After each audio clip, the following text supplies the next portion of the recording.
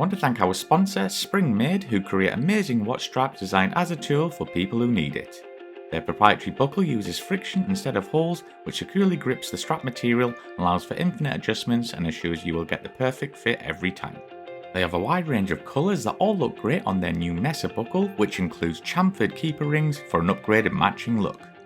Head to their website at springmadeshop.com to check out all their classic, deluxe and ribbed straps along with all their other quality products. You can also follow them on Instagram at spring_made_shop. Thank you and enjoy.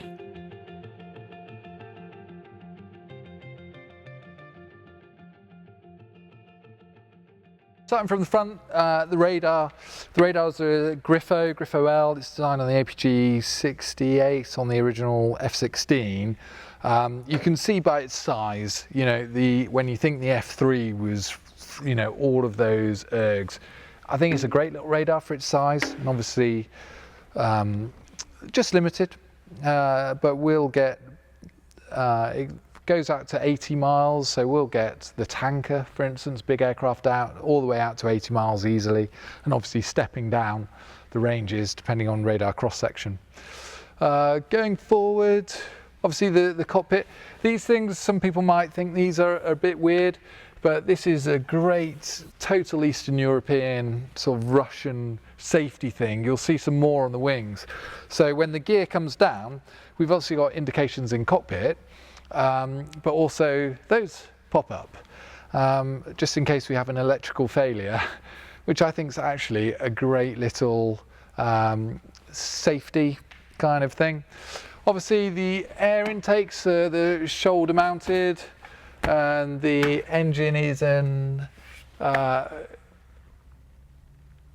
F-124, I think, which is a great engine. It's what the Ardor was in the 70s.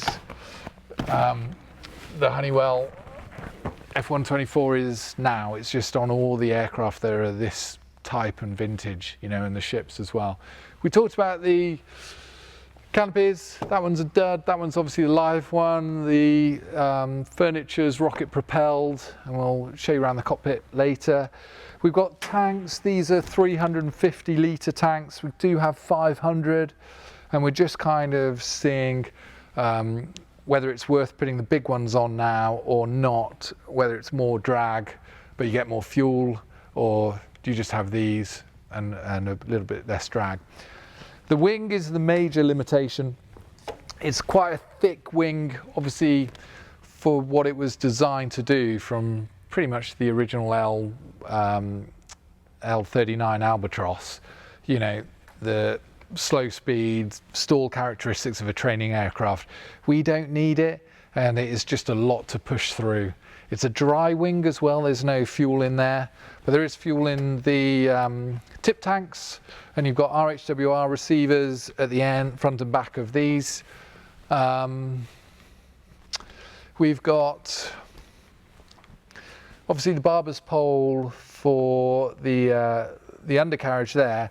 Here the barber pole comes up for the flaps as well, so you get flap indication.